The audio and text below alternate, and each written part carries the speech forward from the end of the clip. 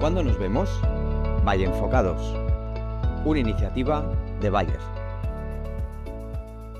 Bienvenidos a Cuándo nos vemos, un espacio de Bayer dedicado a pacientes, a sus familiares y a profesionales de la salud que se dedican a tratar enfermedades de la retina que causan pérdida de visión, que causan sufrimiento, pero en esta ocasión lo que vamos a hacer es enfocar estas patologías desde diferentes puntos de vista. Y por eso contamos hoy con Marta de la Fuente Lago, psicóloga sanitaria, especialista en ansiedad, en estrés, en comunicación.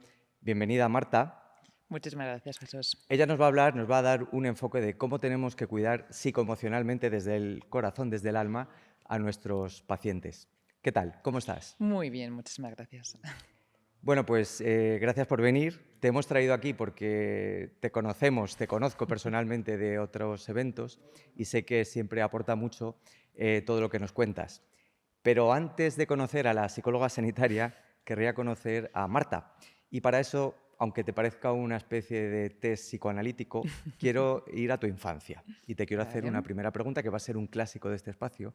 Bueno, creo que es la primera vez que empiezo una entrevista de estas características con una pregunta personal de mi infancia, ¿no? No Pero te me voy a gusta el reto, ¿no? preguntar cuánto ganas ni nada de eso, no. Simplemente quiero saber qué película era tu favorita de la infancia para saber qué persona ha llegado a ser Marta. Pues fíjate, lo tengo clarísimo porque me obsesionó esa película y fue Sonrisas y lágrimas. Yo creo que la pude ver, no sé, 40, 50, ¿De 60 niña? veces de niña. Mis hermanos estaban hasta las narices de esa película, me decían, Marta, para allá. Me encantaba, me encantaba. Ahora llevo años sin verla, pero me encantaba esa ¿Y no te película. apetece volver a verla?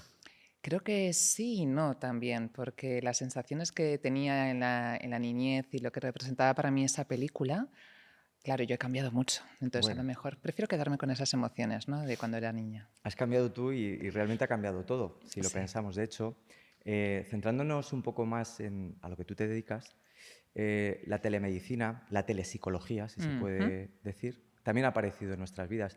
Pero yo siempre me he planteado si esto no resta un poco de valor a tu profesión y a todo lo que haces. ¿Tú qué opinas de la telemedicina? Fíjate, me parece interesante esta pregunta, sobre todo porque te debo reconocer que el 80% más o menos de mi actividad en estos momentos está siendo psicología online.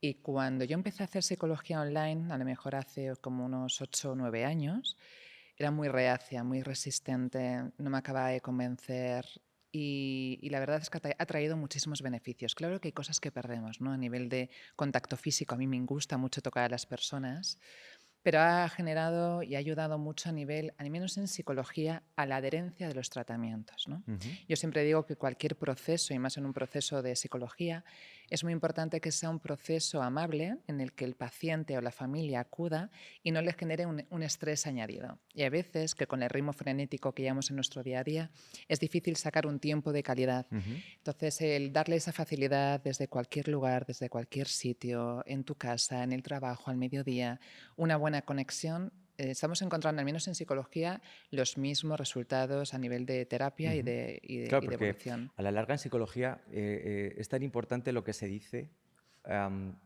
a cómo se dice, ¿o crees Eso es que... importantísimo. De hecho, mira, yo al principio acababa con dolor de cabeza cuando empezaba con psicología online, porque requiere una atención y una concentración del profesional, porque, claro, tenemos que trabajar mucho con la voz, tenemos que trabajar mucho con la comunicación no verbal, porque para que el paciente se sienta totalmente cómodo en lo que es en la consulta. Sí que es cierto que al menos en psicología no vale para todas las patologías, ¿eh? Hay algunas patologías que sí que consideramos que sería mejor que fuesen de manera presencial. Por ejemplo, un paciente que esté con una depresión mayor, uno de los elementos importantes de ir a la consulta, salir a la calle, airearse, vestirse, le puede beneficiar. Fíjate, y hablando, centrando un poco el tema en pacientes con pérdida de visión, que Ujú. me consta que también tienes bastante Sí, experiencia, mucho. ¿tú crees que valoran más el problema físico en sí, la pérdida de Ujú. visión, o todo lo emocional que le rodea? ¿Qué pesa más en ellos? Las pérdidas asociadas con la pérdida de visión, ¿no? Porque no solo es lo que es la pérdida en sí de visión, sino todo lo que implica a nivel de dependencia, de dificultades en la conducción, de actividades que a lo mejor hacían antes que ya no pueden realizar, por ejemplo, personas que hacen un deporte de riesgo y que en estos momentos lo han tenido que dejar de hacer por esa pérdida de visión. Y a veces nos cuesta empatizar y ponernos en el lugar de una persona de todas las pérdidas asociadas, ¿no?, con un problema Claro. oftalmológico de estas Ujú. características. Y sí que es cierto que es un proceso emocional, pero que supone mucho sufrimiento para el paciente y para la familia, porque además pasa mucho, Jesús, que los familiares, las personas que estamos cerca de este tipo de personas, por intentando ayudar a la persona, tendemos a minimizar. Ujú. Y hay que tener un cuidado con minimizar y con frases del tipo tienes que ser positivo, no te preocupes, te vas a adaptar. Y ahí es para, frena, y yo siempre digo una expresión es escucha más y cállate más, ¿no? Es Ujú. decir, siempre digo una frase en mis formaciones que es ¿por qué tenemos dos oídos y una boca? Para escuchar el doble de lo que hablamos. Y eso creo que lo tenemos que incorporar tanto los familiares, los allegados, como el profesional sanitario. Últimamente, a colación de lo que dices, me encuentro mucho en la consulta una frase que a mí personalmente me pone muy nervioso, que es, pues mis pacientes, los pacientes que tratamos los retinólogos, son normalmente gente de edad avanzada. La frase es normal para tu edad. Es algo que a mí personalmente me levanta los demonios porque creo que es una forma de edadismo, de hacer daño y además directamente ya no solo sobre tu problema, sino sobre tu persona. No mereces la pena, ¿no? Es un Mm. poco lo que viene a decir esto. Y a veces los médicos no somos capaces de expresar bien lo que queremos decir. Entonces, ¿tú crees que el nivel de empatía que tiene un médico es algo importante en la profesión y hasta qué nivel crees que es necesario tener un nivel de empatía? Es importantísimo el nivel de empatía, de escucha y sobre todo para que un profesional sanitario, un retinólogo, un oftalmólogo, sea capaz de comunicar bien, tiene que saber gestionar sus propias emociones, ¿no? Entonces, ¿qué ocurre? Que en estos momentos la sociedad está cambiando, los pacientes están cambiando y no solamente están eligiendo al profesional por su formación a nivel más técnico, sino por sus habilidades de comunicación y la calidad humana, ¿no? Y sobre todo esa parte de acompañamiento emocional en lo que es la consulta. Y cada vez más me encuentro en consulta pacientes que deciden un cambio profesional sanitario en esa defensa de sus derechos porque no se sienten cómodos, ¿no? Entonces, para mí eso es fundamental porque hay veces que vais a un ritmo frenético en la consulta, somos conscientes, pero no nos podemos olvidar que para ese paciente ese rato es clave y fundamental. Es su espacio de calidad con su profesional sanitario. Y el profesional sanitario no deja de ser el padre o la madre de la enfermedad con quien trasladan todas sus vulnerabilidades, ¿no? Entonces yo siempre digo que tiene que ser un espacio también para expresar emociones, para escuchar al paciente y comprenderle más allá de la enfermedad, porque cada persona es un mundo en la asimilación y la aceptación de una enfermedad. Claro. Y te voy a hacer la pregunta del millón, que no sé si tiene respuesta.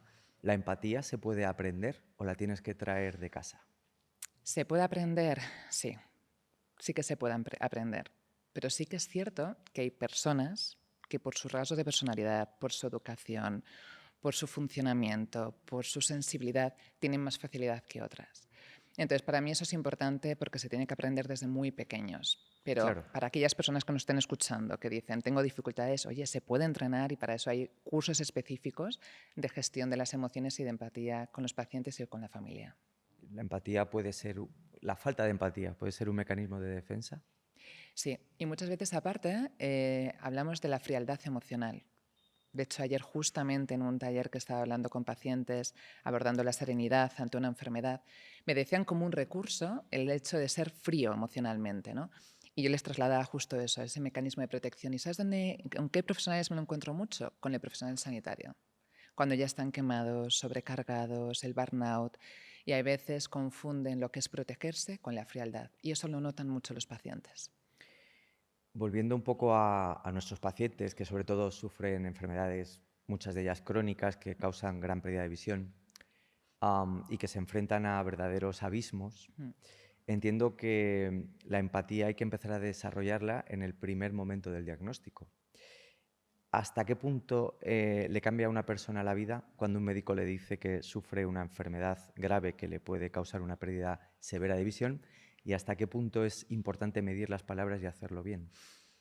Fíjate, son varias preguntas en la misma. No solamente tenemos que trabajar la empatía en el momento del diagnóstico, sino ya antes del diagnóstico, cuando la persona ya se está haciendo pruebas, se está yendo a la consulta, porque ya viene con mucho miedo, con mucha incertidumbre y miedos anticipatorios. Es importantísimo cuidar el lenguaje, lo que trasladamos, qué decimos y cómo lo decimos. Porque además está demostrado que cómo trasladamos lo que es la información en el momento del diagnóstico va a influir directamente en el impacto emocional y en la gestión emocional del proceso de aceptación de la persona. Y a mí me gustaría que todos los oyentes que nos están viendo ahora mismo este podcast se pusiesen en la situación de un paciente con una enfermedad de retina y que de un día para otro les dicen, enfermedad crónica, vas a perder visión y en estos momentos tu vida va a cambiar en 180 grados. A nivel laboral, sentimental, familiar, personal, laboral, personas, como decíamos antes, que van a asumir muchísimas pérdidas. Eso genera un gran impacto que va a suponer incluso sintomatología depresiva, de ansiedad, ruptura de las relaciones sociales.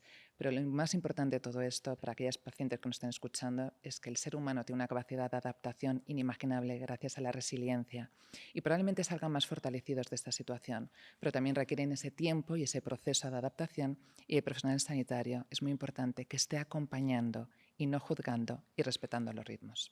Luego, abusamos demasiado del tecnicismo, quizás. Sí. Sí. Sería una recomendación que tú nos dieras. Desde mi punto de vista, habría que dar un mensaje que tanto un niño pequeño como una persona mayor lo pueda entender y comprender. Porque a veces que nos protegemos desde los tecnicismos para mostrar lo que es más profesionalidad, pero la persona no se está enterando. Además, hay determinados estudios en psicología que dicen que nos quedamos con poca información de las consultas, y más cuando vamos con un estado emocional muy intenso. Así que una recomendación que yo os hago a nivel de profesionales sanitarios es preguntar al paciente al final, ¿con qué te has quedado? Y probablemente su comunicación no verbal sea con nada, doctor, doctora. Decirle, no se preocupe, es totalmente comprensible lo que le acaba de pasar. Se lo voy a volver a explicar en otras palabras, incluso utilizar algún gráfico, alguna hoja. Incluso yo siempre traslado la posibilidad de poder trasladar al paciente, darle una cita los próximos días. Es decir, Como recordatorio. Como un recordatorio. Dentro de unos días volvemos a hablar sobre esto. Tome nota, anote todas las dudas y lo vemos tranquilamente en consulta. La verdad es que es un gusto escucharte. Yo sabía que esto era un éxito y ya de antemano. Y me gustaría, por ir terminando el capítulo, que me hicieras una proyección de futuro, que me dijeras si realmente piensas que en el futuro la psicología sanitaria tiene cabida en nuestras consultas de retina y demás patología seria. ¿Cómo ves este implemento de la psicología, del acompañamiento emocional en nuestros pacientes? Es que yo creo que ya no es ni un futuro, es un presente. Cada vez más, afortunadamente, me animan a estar en este tipo de foros, ¿no?, y de situaciones, porque es un hecho que el paciente requiere esa atención a nivel emocional. Y que a la larga incluso puede que le dé más calidad a nuestra Totalmente. atención, ¿no? Y a nuestros centros. Y al servicio, es decir, porque en estos momentos que un servicio tenga el especialista y después la derivación directa a un profesional de la psicología que te pueda acompañar y sobre todo acompañar también en el momento del diagnóstico, pues esa acogida del paciente es algo que están reclamando, que ya están pidiendo muchísimos servicios y el paciente y la familia lo ve como un plus. Marta, ¿qué te gusta más de tu profesión? Pregunta complicada, porque hay tanto que me gusta en mi profesión, pero yo creo que diría, por supuesto, el contacto con personas y sobre todo estar en contacto con tantos aprendizajes, tantas vivencias, porque no dejo de aprender día a día con mis pacientes y con sus situaciones y eso me permite además, pues, aumentar la flexibilidad a nivel de pensamiento y ver otros puntos de vista de diferentes personas, ¿no? Pero sí que es cierto que como me gusta mucho mi trabajo, me implico mucho, a veces echo de menos tener más vida a nivel personal, ¿no? Lógicamente. Entonces siempre estoy intentando buscar esa parte de equilibrio porque para ser una buena profesional tengo que también tener ese bienestar, ¿no? Es más, aparte de aquí me viene a la cabeza muchísimos pacientes, ¿no?, con enfermedad de retina que me trasladan que una de las mayores pérdidas que tienen por un diagnóstico de estas características es todas las visitas a su centro, al hospital, todo el tiempo que invierten a nivel de tratamientos. Y eso es una pérdida que a veces no nos damos cuenta de lo que implica en su día a día a nivel de dificultades en la gestión del tiempo. Bueno, sí, es verdad, el tiempo es importantísimo. Afortunadamente, He de comunicarte que cada vez tenemos mejores avances en el tratamiento, en el diagnóstico, en el seguimiento de pacientes que nos permiten que ellos sean más libres y que nosotros tengamos más tiempo para atender cada vez a más gente y mejor. Así que quiero que traslades a tus pacientes que hay un futuro delante, un futuro prometedor y que hay muchísima gente trabajando en ello. Que ellos lo perciben, ¿eh? Cuando hay esas mejoras, esos avances, me llegan con una gran alegría a Qué nivel de la bien, consulta y me lo dicen, Marta, me han distanciado del tratamiento, qué y yo en bien. serio. Eso Eso es lo valoran maravilloso. muchísimo. Muy bien. Pues hasta aquí el primer capítulo de Cuando nos vemos, este espacio que esperamos que os haya gustado. Ha sido un placer tener a Marta con nosotros. Muchísimas gracias por venir. Muchas gracias a ti. Y os esperamos a todos en el siguiente capítulo y deciros que Marta y a nuestros espectadores es un placer cuando nos vemos. Hasta otro día.